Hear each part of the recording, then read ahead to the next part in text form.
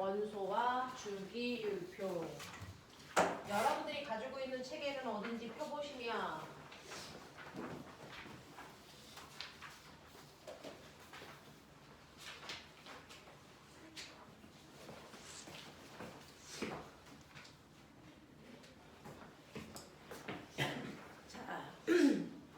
오늘 선생님이랑 하셔야 되는 게 원소와 주기율표라고 하는 184페이지입니다.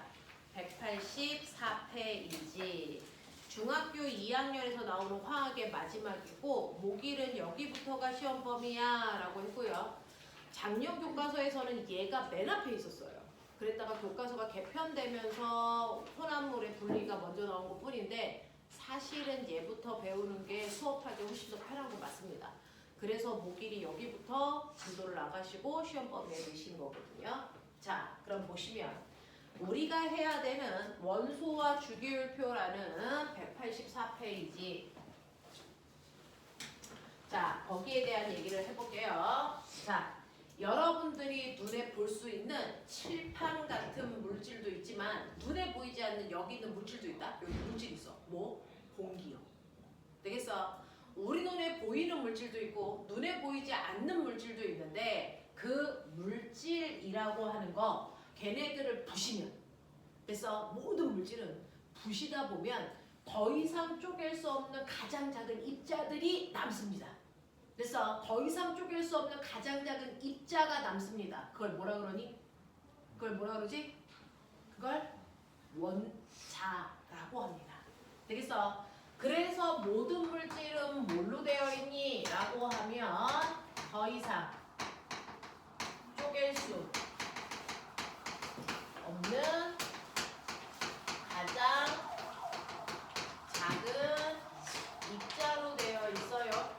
그래서 모든 물질은 더 이상 쪼갤 수 없는 가장 작은 입자로 되어 있는데 이 입자를 뭐라 그러니? 이걸 원자라고 부를래?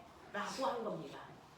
모든 물질을 구성하는 더 이상 쪼갤 수 없는 가장 작은 입자를 나는 원자라고 부를래. 입자, 끝이 자로 끝났으니까 원자, 자로 끝납니다. 자, 그래서 교과서에서는 요즘에 요 앞에 있는 요 단어를 잘 안 쓰세요. 더 이상 쪼갤 수 없는 이 단어 잘 안 쓰고 그냥 물질을 구성하는 가장 작은 입자 이렇게 표현하거든요. 물질을 구성하는 가장 작은 입자가 바로 원자입니다. 원자. 그럼 모든 물질을 쪼개서 그래서 나는 더 이상 쪼갤 수 없는 가장 작은 입자를 찾겠죠. 그걸 과학자들이 했습니다. 자, 더 이상 쪼갤 수 없는 가장 작은 입자를 찾았는데 입자가 한 종류일까? 여러 종류일까? 여러 종류입니다. 그래서 이 원자에도 종류가 있구나. 이 원자의 종류를 나는 뭐라 그러지? 이걸 원소라고 부르자 라고 얘기한 거예요. 그래서 원소라고 하는 건 원자의 종류를 얘기해요. 이걸 과학에서는 뭐라고 정해야 하냐면 물질을 구성하는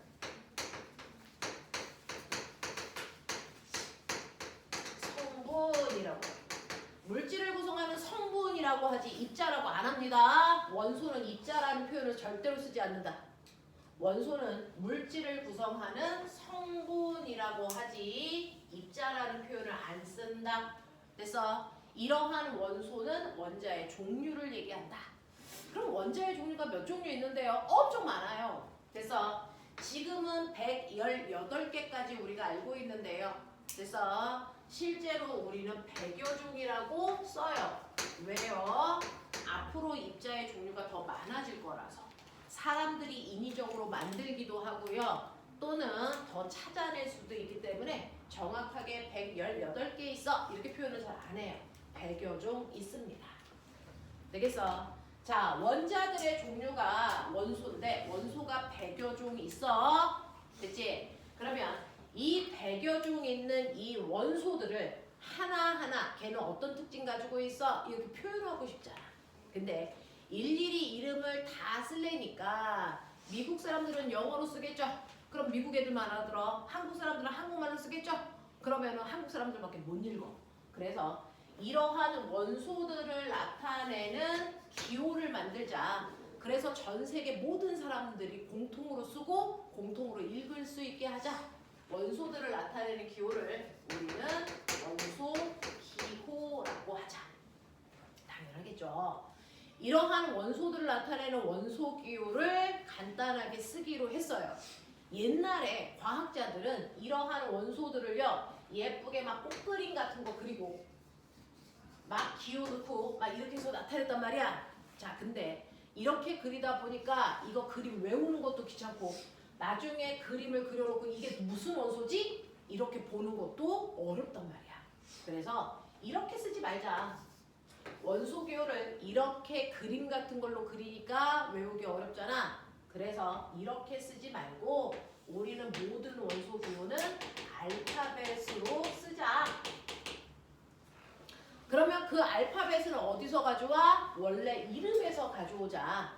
예를 들어 탄소의 원래 이름이 카본이거든요. 그러면 첫 글자가 뭐야? C야. 되겠어? 자, 그래서 알파벳으로 나타내는데 그중 이름의 첫 글자는 원소 기호로 나타낼 첫 글자는 원래 이름의 첫 글자에서 따오는 거예요.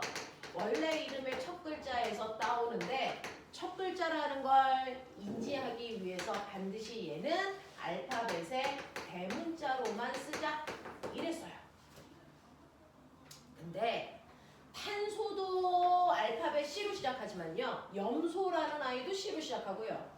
그 다음에 구리도 C로 시작하고 칼슘도 C로 시작해서 첫 글자만 쓸래니까 겹쳐. 그래서 하나만 그냥 첫 글자로 나타내고 겹치는 나머지 아이들은 두 번째 글자도 쓰자라고 해서 두 번째 글자까지 써야 되는데 문제는 두 번째 글자를 원래 이름의 두 번째 글자에서 따와도 겹치는 알파벳이 있어. 그래서 두 번째 글자는 두 번째에서 따오는 거 안 돼. 두 번째에서 따오지 말고 나머지 전체 이름 중에 안 겹치는 알파벳으로 아무거나 따오자. 되겠어? 그래서 어떤 애는 두 번째에서 어떤 애는 가장 끝에 있는 알파벳을 따옵니다. 그래서 자, 탄소만 C로 쓰고요. 구리라는 애는 CU. 그래서 칼슘이라고 하는 애는 CA. 염소라고 하는 애는 CL. 이렇게 이름 중에서 겹치지 않는 알파벳을 따서 두 번째 글자로 쓸 건데 문제는 첫 번째 글자와 두 번째 글자를 구분하기 위해서요. 두 번째 글자는 반드시 알파벳의 소문자로만 써야 돼. 그래서 이런 약속을 만든 사람이 바로 돌턴입니다. 그래서 우리는 돌턴이 만들어 놓은 원소 기호를 쓰는 체계에 맞춰서 모든 원소를 씁니다. 근데 돌턴은요. 이렇게 쓰다 보니까 그동안에 예쁘게 그림 그린 거에 비해서 너무 없어 보여. 그래서 이 바깥쪽에다가 이렇게 살짝 꾸밈을 했던 사람인데 이것도 쓰지 말자. 꾸밈도. 그래서 꾸밈도 쓰지 말고 그냥 정말 순수하게 알파벳만 쓰는 거야. 그래서 우리가 지금부터 외울 원소 기호를 쓰는 걸 완성시킨 사람은 돌턴이 아니고 베르셀리 오스가 이 껍질을 다 벗긴 사람이에요. 그래서 우리는 베르셀리오스가 그 완성시킨 원소 기호를 외웁니다.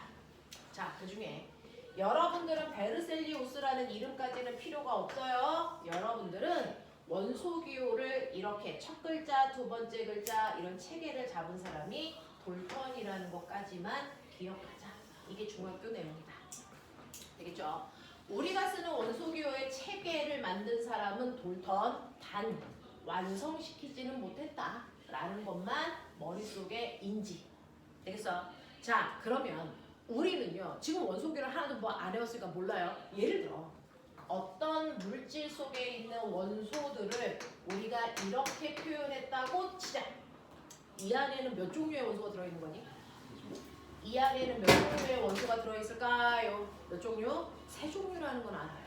왜? 모든 원소의 첫 글자가 뭘로 되어 있으니까? 대문자로 되어 있으니까 대문자마다 새로운 원소거든요. 그러니까 얘는 A라는 원소와 B라는 원소와 D라는 원소가 결합되어 있구나. 그래서 세 종류구나. 이 정도는 알아. 되겠어? A가 누군지 몰라요. 됐죠? 대신에 원소 기호가 만약에 어떤 물질을 구성하는 원소 기호가 이렇게 되어 있다면 여기에는 몇 종류의 원소가 들어있는 거야? 이건 두 종류야. 맞아. 이게 과학에서 얘기하는 규칙성이야. 규칙성을 여러분들이 정확하게 지켜주면 간단한 기호만으로 우리가 많은 정보를 알 수 있거든요. 얘는 A, B라는 원소와 D라는 원소가 결합되어 있는 거구나. 이렇게 생각할 수 있죠. 또는 우리가 A, B, D 이렇게 썼다면 얘도 두 종류의 원소가 결합되어 있고 그 원소는 A라는 원소와 BD라는 원소가 결합된 거야. 이렇게 얘기할 수 있잖아. 되겠어? 그래서 여러분들 잊지 마세요. 첫 글자를 반드시 대문자로 쓰셔야 된다. 두 번째 글자는 소문자로 써야 된다라는 겁니다. 되겠어? 자, 이런 식으로 해서 각각의 원소들을 돌턴이 얘기한 대로 우리는 쓸 거예요. 됐죠? 자, 근데 이러한 돌턴이라는 사람이요. 각각의 원소들을 찾아가면서 얘는 누구네? 이름도 붙이고 그 아이의 특징도 하나하나 조사했습니다. 그랬더니 이러한 원소가 사실은 두 종류로 분리된다. 이러한 원소가 사실은 두 종류로 분리될 수 있다는 걸 돌턴이 알아냈어요. 원소를 각각 찾아내다 보니까 A가 가지고 있는 특징을 B도 가지고 있네, C도 가지고 있네. 얘네들은 그러면 한 묶음. 근데 A, B가 가지고 있는 특징을 D, E는 안 가지고 있네? 그럼 다른 애. 이렇게 해서 분류했더니 원소는 금속이라고 하는 애와 금속이 아닌 비금속이라고 하는 두 종류의 물질로 나눌 수 있다라는 걸 돌턴이 알게 된 거예요. 자, 이때 금속은 선생님이 안 가지고 있다. 선생님이 가지고 있는 이런 것들 됐어? 이게 금속이에요. 됐죠? 이런 것들이 금속인데 이 사람은 어떤 애를 금속이라고 했어? 금속은 네 가지 조건을 갖추고 있는 애들이 금속이야.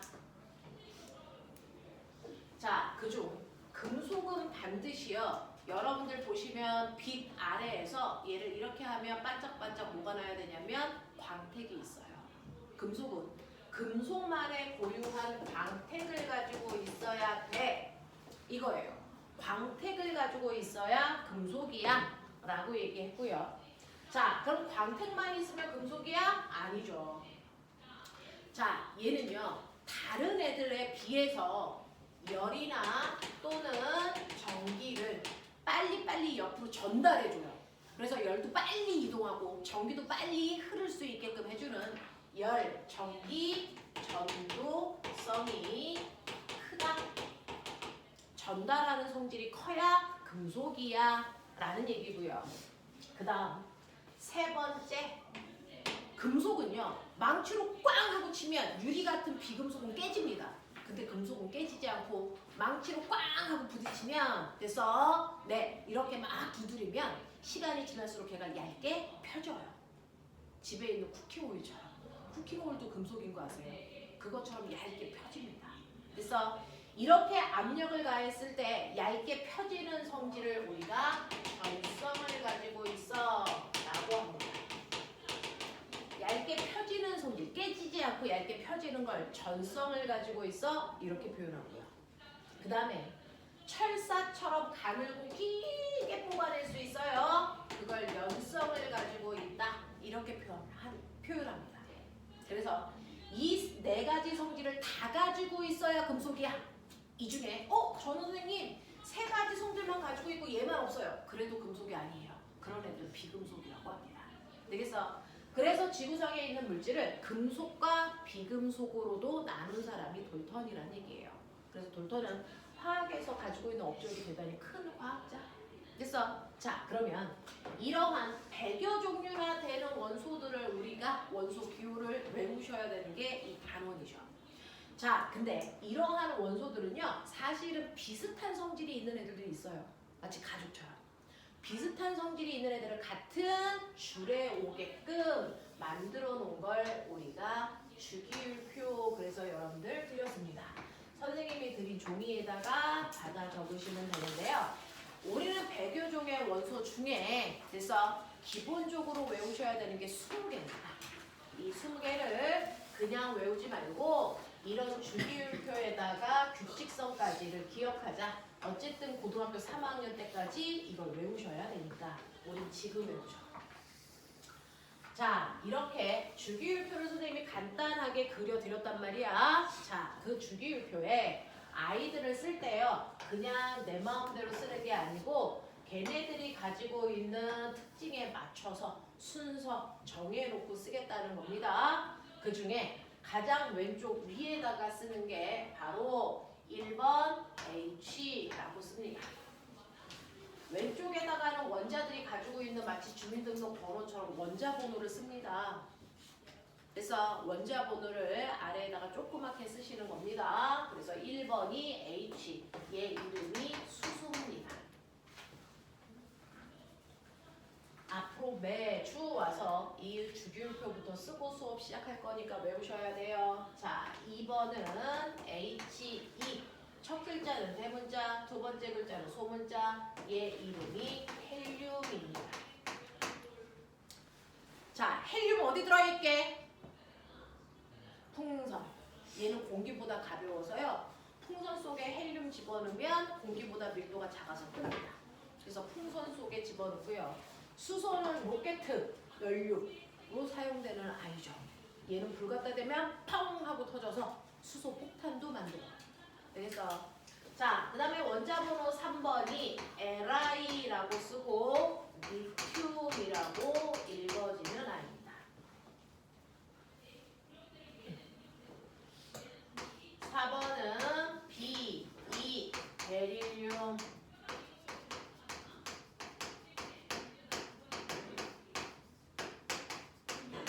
5번은 풍소. 6번은 C라고 쓰고 탄소라고 읽어요. 탄소가 뭘까요? 뭘로 되어 있을까요? 탄소로 되어 있는 거 바로 여러분들이 쓰고 있는 샤프실 흑연입니다. 또는 다이아몬드. 그렇죠? 원자번호 7번 N이라고 쓰고요. 우리 공기의 대부분이 뭘로 되어 있을까요? 질소입니다. 얘가 질소. 공기의 80%를 차지하는 게 질소. 나머지 20%가 원자번호 8번 O라고 쓰고 우리가 숨 쉴 때 쓰는 뭡니까? 산소인 거죠. 원자번호 9번이요. F라고 쓰고 우리는 이거를 플루오린 이렇게 얘기해요. 플루오린 이렇게 얘기하는데 너네 이거 매일 쓰는 거야. 이름 낯설죠? 우리는 이걸 플루오린이라고 안 하고 일상생활에서는 불소라고 하는데 어디 들어있게요? 치약. 됐습니까? 네, 플루오린이라고 있습니다. 플루오린. 자, 원자번호 10번이 Ne-라고 하고 네온인데요. 이 네온은 어디에 쓸까요? 네온 사인, 간판. 얘는 색깔에 따라서 온도에 따라 색깔이 막 바뀌어요. 그래서 간판의 색깔이 막 바뀌죠. 네온 때문에 그래요. 그래서 네온 사인, 간판 속에 들어있어요. 자, 원자번호 11번 얘 유명합니다. Na 이렇게 쓰고요. 얘 이름이 나트륨. 소금 속에 들어있죠. 나트륨. 원자번호 12번 Mg 이렇게 쓰고 소리 나는데 읽으시면 마그네슘.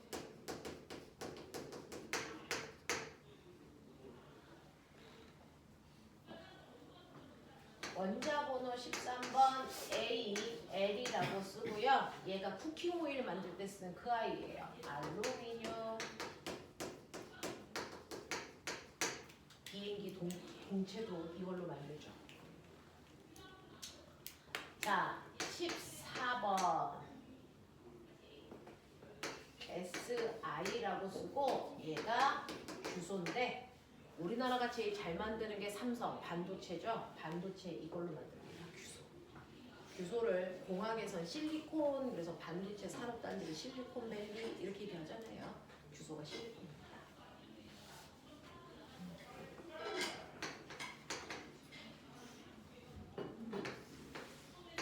자, 15번은 P라고 쓰고요. 얘는 인 16번은 S라고 쓰고 황인데요. 인하고 황이 옛날 성냥의 머리 위에 이렇게 붙어 있던 걸로요. 화약 만들 때 쓰는 거예요. 불이 잘 붙어요. 인하고 황이. 자, 그 다음에 17번이 CL. 이게 소금 속에 들어있는 또 다른 아이죠. 염소. 이렇게 불러요. 애들이 제일 못 외우는 거. 17번 염소입니다. CL. 18번이 AR이라고 쓰고 R을 보는데요. 이게 바로 형광등 안에 들어있어요. 형광등에 충전되어 있는 기체. 되겠어? 너네 과자 봉지 속에 뭐 들어있냐? 질소. 그죠? 네. 형광등에는 R번 들어있습니다. 자, 그 다음에 원자 번호 19번 K입니다. 얘 이름이 칼륨. 20번은 CA. 칼슘. 요렇게요. 칼슘이 어디 들어있냐면 네 몸에 들어있죠. 뼈. 되겠어? 그래서 우유 속에 칼슘 많이 들어있는 거 먹어야 뼈가 튼튼해 라고 얘기했거든요. 됐죠? 칼슘 이렇게 됩니다. 그래서 기본적으로 이 20개는 외우셔야 되는데 순서대로 외우시고요. 여기다가 꼬맹이들아 뻑큐 이렇게 해. 얘가 우리가 외운 20개 중에 금속인 아이들이에요. 그걸 뺀 나머지가 비금속입니다.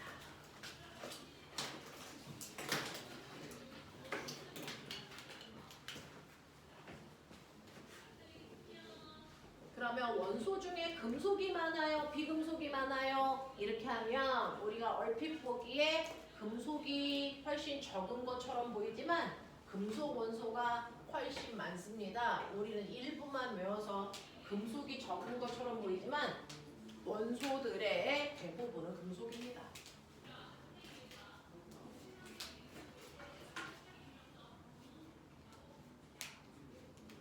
됐죠? 자, 이런 금속은 상온에서 무슨 상태? 고칩니다. 그래서 금속은요, 여러분들이 알고 계셔야 되는 상온은 지구의 평균 기온을 얘기해요. 전 지구의 평균 기온이 대략 한 15도에서 25도거든요. 15도에서 25도를 우리가 상온 이렇게 부른단 말이야. 지구의 평균 기온. 이 상온에서 금속은 고체 상태로 존재합니다. 근데 딱 하나만 예외야. 딱 하나 예외적인 아이가 있어. 누굴까? 고체인데, 아니 금속인데 고체가 아닌 거. 액체로 존재하는 금속이 있는 거 아세요? 상온에서 수은. 수은의 원소 기호가 Hg. 수은이라고 하는 금속만 액체 상태로 존재해서 온도계 끝에 들어있는 거 빨간 거. 됐죠? 얘만 예외적으로 액체로 존재하는 금속이고요. 그걸 뺀 모든 금속은 다 고체로 존재합니다. 자, 그러면 금속이 아닌 비금속은 상온에서 무슨 상태야? 라고 하면 얘네들은 상온에서 주로 고체와 기체로 존재합니다. 고체와 기체로 존재합니다. 근데 딱 하나만 예외입니다. 여기에도 딱 하나 예외가 있습니다. 액체 상태로 존재하는 아이가 있어요. 누구냐면 우리는 외우지 않지만 염소 밑에 있는 브로민이라는 아이가 있어요. 얘만 액체로 존재해요. 그래서 자, 그래서 금속 중에 하나, 비금속 중에 하나, 걔네들만 예외로 액체로 존재하는 거고요. 사실은 액체로 존재한다는 건 쉬운 게 아니에요. 원소가 액체로 존재하는 거. 그래서 일반적으로 금속은 고체로, 비금속은 고체나 기체로 되어 있습니다. 됐죠? 자, 그러면 지금부터 5분 드립니다. 5분 동안 지금 여기 써져 있는 20개를 외워보도록 하죠. 한꺼번에 다 안 외워져. 그냥 5분 줄 테니까 외울 수 있는 최대한을 외워 매주 우리가 쓰는 연습을 할 거다.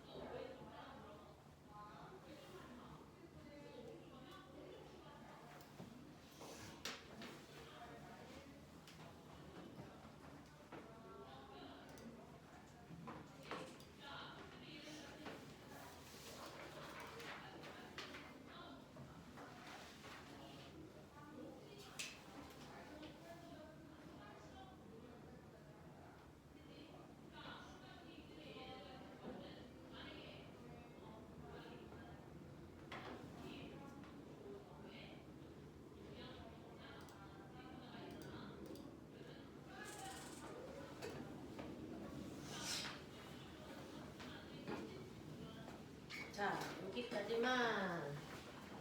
이게 한 번에 한다고 되는 게 아니라서요. 자꾸 외울 거니까 지금은 이 정도로 외운 거 잠깐만 집어넣고요. 써보죠.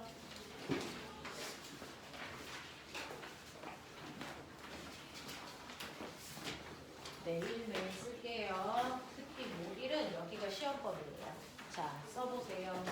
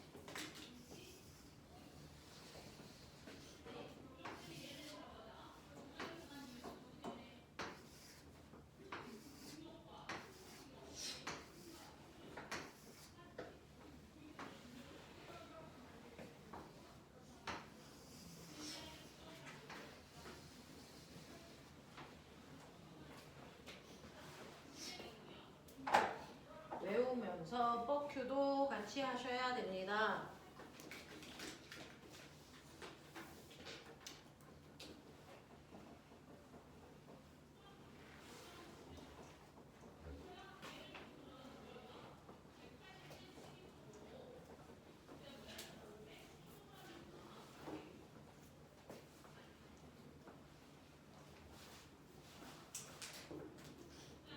다 쓴 사람 손. 제가 갈게요. 네.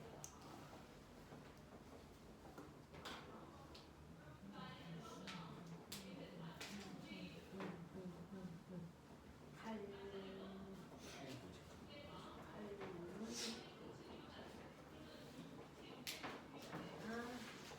저거 펴가지고 다시 한번 보자.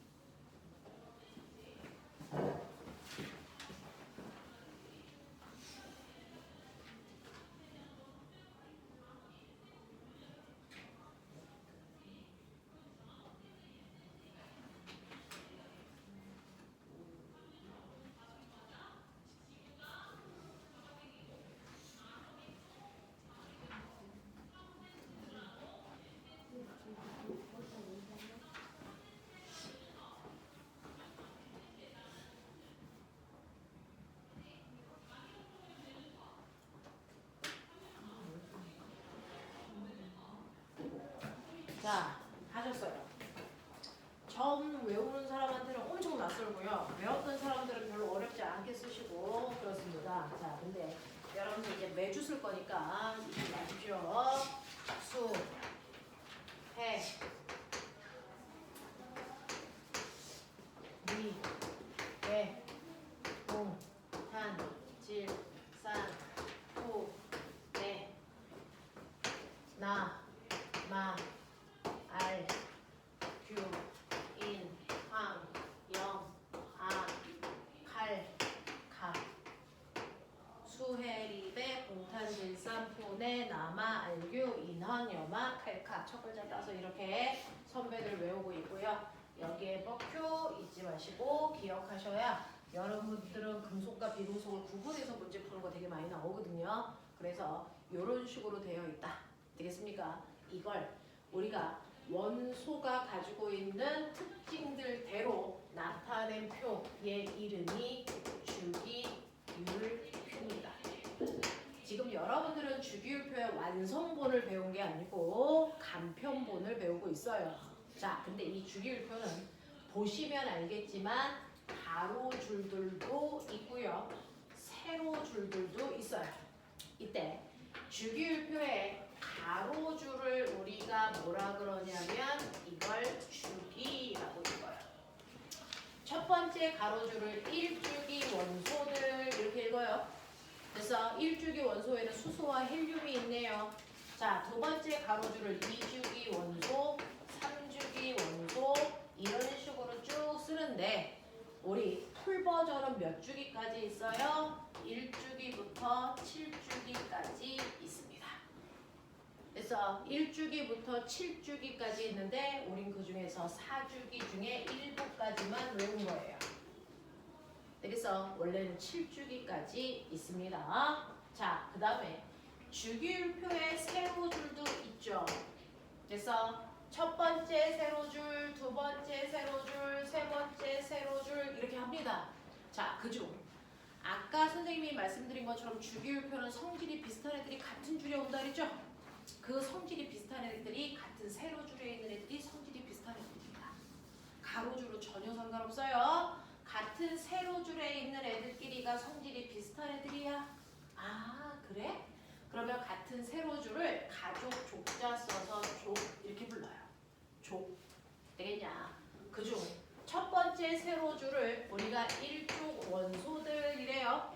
수소, 리튬, 나트륨, 헬륨이 1족 원소들에 속하는 아이들입니다. 그 다음이 2족 원소들, 두 번째 가족들 이런 뜻이에요. 자, 그러면 얘는요. 자, 얘는 3족이 아니고 13족 원소입니다. 13족 원소, 14족 원소, 15족 원소, 16족 원소, 17족 원소, 18족 원소 이렇게 된단 말이야. 되겠어? 그래서 족은 1족부터 18족까지 있는데 선생님 실제로 3족부터 12족까지 없잖아요. 있어요. 우리가 간편본이라서 생략하고 안 해온 것 뿐이죠. 사실은 이 사이에 3족부터 12족까지가 있어야 되는데 생략하고 안 해온 겁니다. 그래서 얘네들은 고등학교 때도 안 배워요. 대학 가서 배우는 특이한 애들이라서 걔네들 빼고 하는 거고 얘네들이 싸그리 음소입니다. 그래서 자, 그래서 가족들은 1족부터 18족까지 있다. 라고 하는 거. 그래서 염소 같은 경우에 보시면 3주기 17족에 해당되는 원소야. 이렇게 된단 말이야. 되겠어? 이렇게 표현할 건데 자, 그러면 이러한 주기율표에서요. 여러분들 대단히 특이한 애가 있다. 대단히 특이한 애가 있다. 그 특이한 아이가 바로 1족 원소, 18족 원소 요거 두 개만 배우자. 되겠습니까? 우리 책이 그렇게 되어 있는데 자, 이때 선생님이요. 같은 족에 있는 애들이 성질이 비슷하다고 그랬죠? 근데 불순물이 섞여 있는 애가 딱 한 줄 있어요. 성격이 비슷하지 않은 애가 같은 세로줄에 있는 줄이 딱 하나 있는데 그게 바로 1족입니다. 1족에 보시면 여러분들 뻑큐 안에 안 들어가 있는 애가 있죠? 누굽니까? 수소입니다. 얘가 다른 애들이랑 성질이 같지 않아요. 그래서 무조건 같은 족에 있다고 성질이 다 똑같은 건 아니야. 바로 수소 때문에 그래.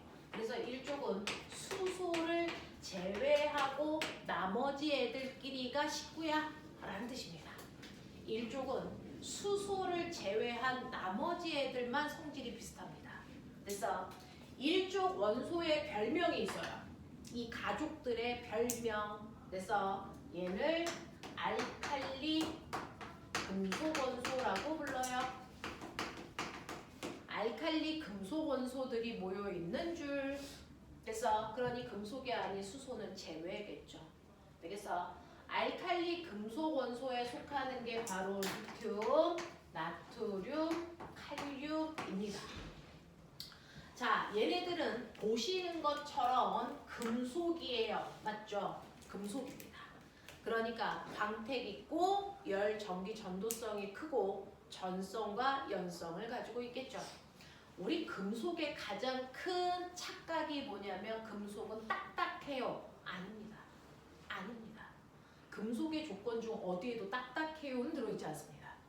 그래서 대표적으로 얘네들은 금속인데 가장 안 딱딱한 아이들이야. 그래서 얘네들은요, 알칼리 금속이라는 얘네들 일족 원소들은요, 여러분들 생일날 케이크 자르는 플라스틱 칼 주시잖아요. 그걸로 얘네가 잘려요. 그래서 엄청 무릅니다. 두부만큼 물컹물컹합니다. 그래서 일족 원소들은 대단히 무르다, 안 단단하다는 뜻이에요. 무르다. 그래서 쉽게 잘린다.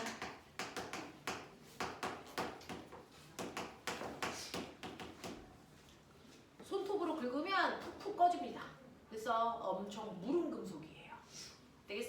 그래서 그 알루미늄 칼로 이렇게 딱 자르면 잘립니다. 자, 잘린 부분은 엄청 이렇게 광택이 있어요. 근데 얘는 어떤 줄 아세요? 그 잘린 부분이 1시간쯤 지나면 까매집니다.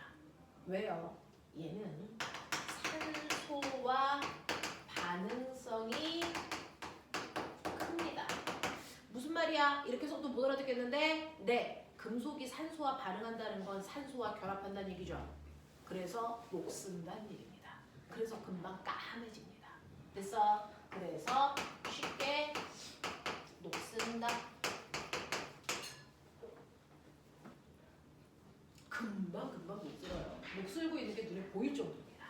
그리고 세 번째, 얘는 산소와 반응성이 큰 것뿐만 아니라 물과 반응성이 크다. 이렇게도 표현해요. 물과 반응성이 크다는 얘기는 물컵 안에다가 얘네들 조각을 집어넣잖아요. 그럼 마치 발포 비타민처럼 미친 듯이 막 기포를 생기면서 녹습니다. 물에 엄청 잘 녹아요. 그래서 물과 반응성이 크다는 얘기는 물에 잘 녹는다는 표현이에요. 근데 녹을 때 그냥 녹는 게 아니고 기포가 발생해요. 기체가 생긴다고요. 자, 무슨 기체가 발생하냐면 뽀글뽀글, 이거 뭐지? H? 수소. 수소 기체가 발생하면서 녹습니다. 수소 기체가 발생하면서 녹아요. 그래서 자, 일종 원소인 금속을 물에다 집어넣으면 금속이 수소 기체를 발생시키면서 물에 녹는다고요. 그래서 녹으면서 물에 기포들이 막 생겨. 이 기포가 바로 수소 기체라고요. 근데 문제는 수소 기체가 생기고 있다는 게 됐어. 네, 수소 기체인 거 어떻게 알아? 색깔 있나? 맛은 있나? 냄새는 있나? 아무것도 없어요. 그래서 수소 기체는 맛도 냄새도 색깔도 아무것도 없는데 그냥 뽀글뽀글 기포가 올라오고 있기 때문에 기체가 생기는구나, 이거 알았거든요. 근데 그게 수소인지는 어떻게 알아요? 이 기포가 빠져나와서 여기 수소가 이렇게 뽀글뽀글 나올 때요, 여기다가 불꽃 갖다 대면 수소는 아까 폭탄이라고 했죠. 뻥 하고 소리가 나요. 그래서 수소 기체 나왔네, 이거 알아요. 그래서 수소 기체라는 거 불꽃 갖다 댔을 때 펑 소리 나는 걸로 확인할 수 있다, 이 얘기예요. 됐죠? 그러면 어쨌든 간에 그 일종 원소인 금속이 녹았잖아요. 자, 이게 녹으면 물의 성질이 바뀝니다. 녹기 전에는 순수한 물이었는데 걔를 녹이고 나면 물은 그래서 바로 뭘 띠게 되냐면 알칼리 우리 조상들은 알칼리라고 우리나라 사람들은 하는데 원래 이름이 뭐예요? 염기성. 하늘에서 내리는 비는 무슨 비? 산성비. 산성의 반대말이 염기성이거든요. 되겠어? 자, 그래서 얘가 물에 녹이면 물은 염기성을 띈다. 그럼 물이 염기성 띠는 거 어떻게 알아? 우리가 초등학교 때 배웠던 지시약 떨어뜨리면 돼요. BTB 용액, 리트머스, 메틸 오렌지, 페노프탈레인 또는 양파즙 이런 것들의 색깔 변화로 확인하는 건데 염기성이라고 하는 거 페놀프탈레인 그 중에 지시약 중에 하나 페노프탈레인을 떨어뜨리면 무색 투명했던 액체가 갑자기 붉은색으로 바뀌어요. 이게 바로 물이 염기성이라는 뜻입니다. 그래서 페노프탈레인이라는 지시약을 떨어뜨렸을 때 물이 빨개진다고요. 그걸 통해서 물이 염기성으로 바뀌었네 이거 알 수 있어요. 되겠냐? 이런 것들이다. 그래서 일족 원소는 이런 4가지 특징을 가지고 있는데요. 자, 일족 원소인 금속은 수소를 제외하고 그래서 수소를 제외한 나머지 일족 원소들은요 엄청 무른 금속이에요. 그래서 쉽게 잘립니다. 자, 그리고 잘린 부분이 쉽게 녹습니다. 산소와 반응성이 크다는 얘기고요. 물과도 반응성이 엄청 커서 물에 잘 녹아요. 근데 물에 녹을 때 수소 기체가 빠져나오면서 물은 염기성으로 바뀌어요. 되겠어? 이런 얘기입니다. 이런 성질을 띠고 있는 게 바로 일족 원소인 수소를 제외한 리튬, 나트륨, 칼륨입니다. 되겠어? 자, 그런가 하면 마지막 18족 얘네들이요 라는 겁니다. 자, 18족 얘네들은 어때? 라고 하면 18쪽에 있는 아이들도 별명이 있어요. 얘는 비활성 기체예요. 이렇게 보잖아요. 아, 얘네들은 싸그리 다 기체구나. 네, 그래요. 18쪽에 있는 모든 애들은 기체입니다. 헬륨 기체, 네온 기체, 아르곤 기체. 되겠습니까? 싸그리 다 기체인데 비활성이 무슨 말이야? 라고 하면 활발히 얘처럼 반응하는 성질이 없어. 누구랑도 반응 안 해. 이게 비활성 기체야. 그래서 누굴 옆에 갖다 대도 절대로 반응하지 않아요. 그럼 가만히 있다는 얘기를 해? 네. 왜요? 완벽하니까 그래요. 대단히 안정적이다. 그래서 다른 물질과 반응하지 않는다.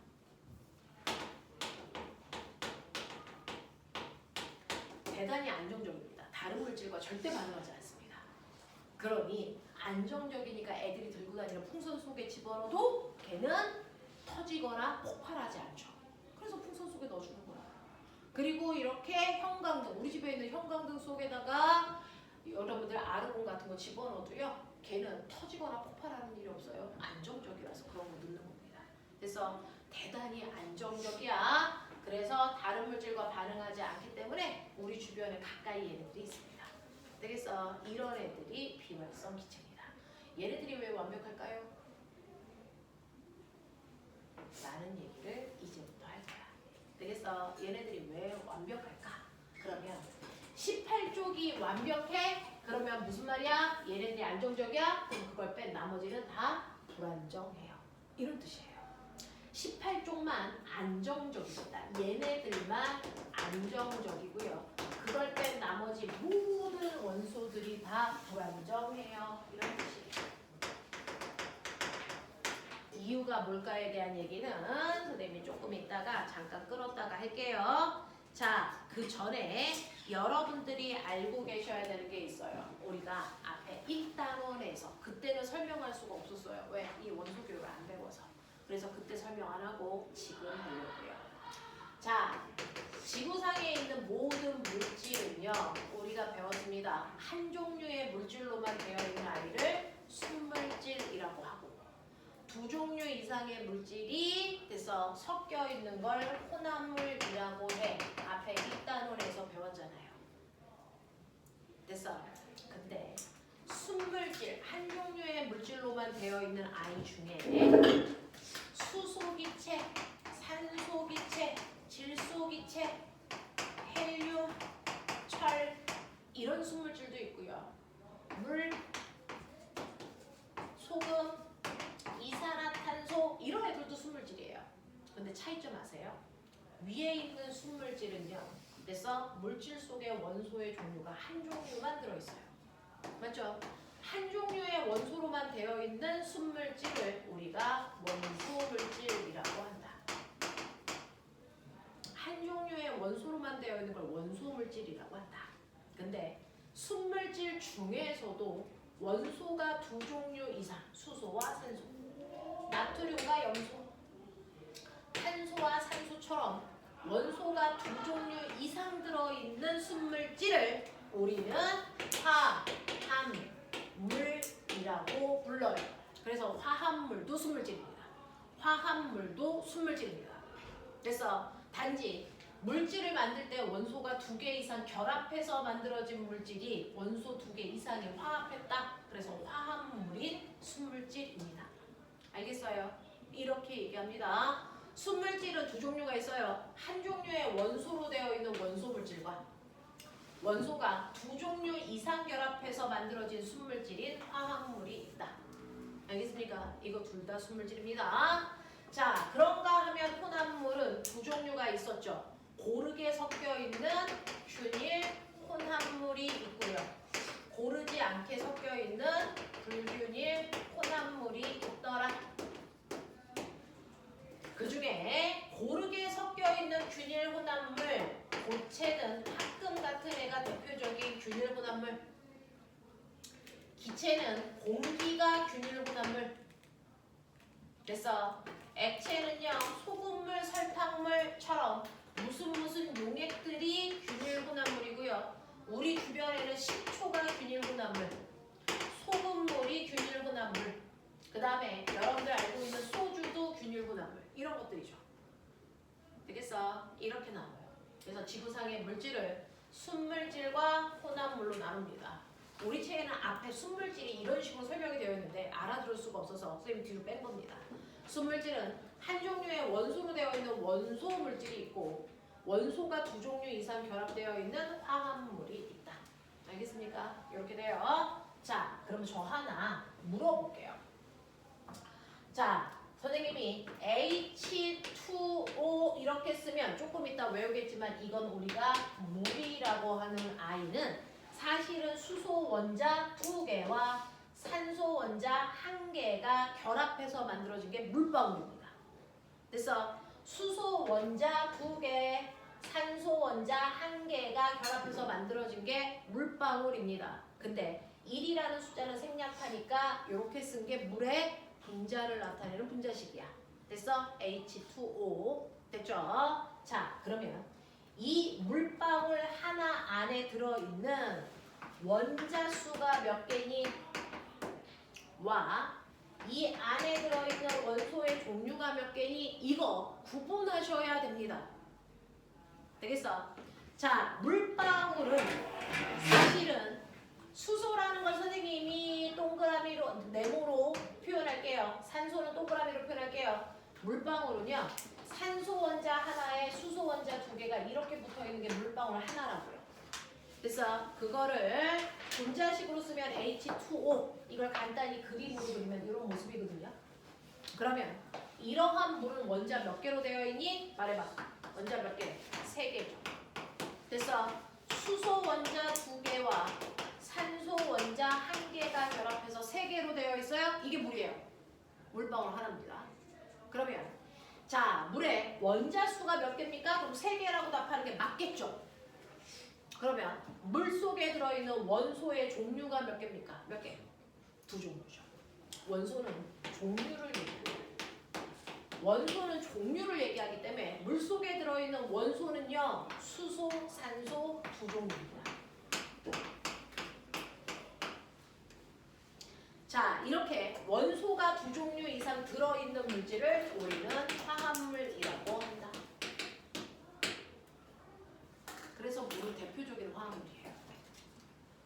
됐죠? 원소는 언제나 종류를 얘기합니다. 개수를 얘기하지 않습니다. 원자는 개수를 얘기합니다. 되겠어?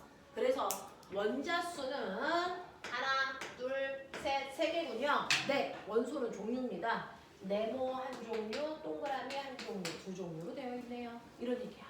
그래서 원소와 원자를 구분할 수 있으시면 좋을 것 같은데 Na3라는 아이가 있어요. 얘가 바로 암모니아를 나타내는 아이입니다. 자, 이 안에 원자수 몇 개? 원자수 몇 개? 4개입니다. 질소 원자 하나에 수소 원자 3개. 합쳐서 원자는 4개 있어요. 원소는 두 종류. 알겠습니까? 네. 이렇게 가는 겁니다. 그래서 종류와 개수를 정확하게 구별하자. 이해되겠어? 자, 너네가 가지고 있는 것 중에서요. 185페이지 보세요. 185페이지의 개념 빌드업. 3문제, 2문제요.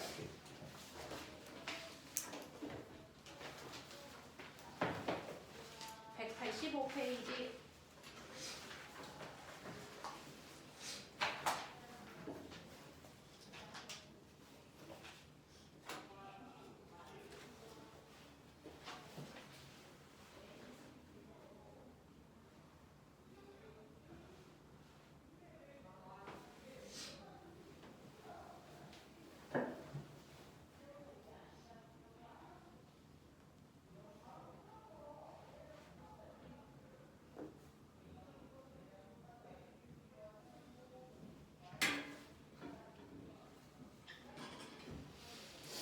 하실 수 있었어요. 자, 볼게요. 한 종류의 입자로 이루어져 있는 물질을 원소라고 하고요. 한 종류로 되어 있는 건 원소입니다. 두 종류 이상의 입자로 되어 있는 걸 화합물이라고 합니다. 그중 물은 수소와 산소로 두 종류 이상으로 되어 있기 때문에 화합물이라고 불러요. 되겠죠? 넘어가 볼게요. 여러분들 가지고 있는 186페이지 보면 옛날에 연금술사, 볼턴 이런 사람들이 썼던 원소기호에는 꾸밈이 약간 있고요. 완벽하게 꾸밈을 벗겨낸 사람이 베르셀리우스. 하지만 원소기호를 쓰는 체계를 정립한 사람은 볼턴이었다는 거 기억하시면 되고요. 자, 그래서 187페이지 개념 빌드업 3문제.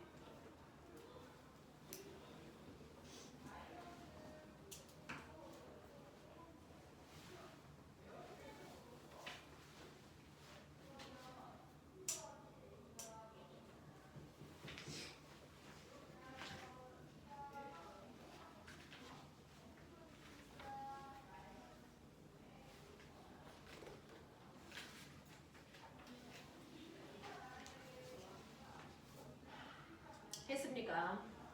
187페이지 보시면 되죠? 자, 1번. 원소를 기호로 나타낼 때 원소 이름의 첫 글자의 알파벳의 대문자로 나타냅니다. 첫 글자니까. 자, 그 다음에 두 번째. 산소의 원소 기호는 O이고요. 탄소의 원소 기호는 C. 자, 그러면 이산화탄소는 조금 이따가 설명해 드리겠지만 CO2 이렇게 쓰시면 이산화탄소입니다. CO2 탄소 하나에 산소 2개 붙어 있는 걸 이산화탄소라고 합니다. 자, 그 다음에 암모니아는 NH3다. 자, 1호부터 암모니아 속에는 질소 원자 몇 개? 1개와 수소 원자 3개로 되어 있다는 거 확인할 수 있습니다. 기억해 두시면 되고요. 넘어갈게요. 191페이지로 갑니다. 191 중간 하나 건너뛸게요.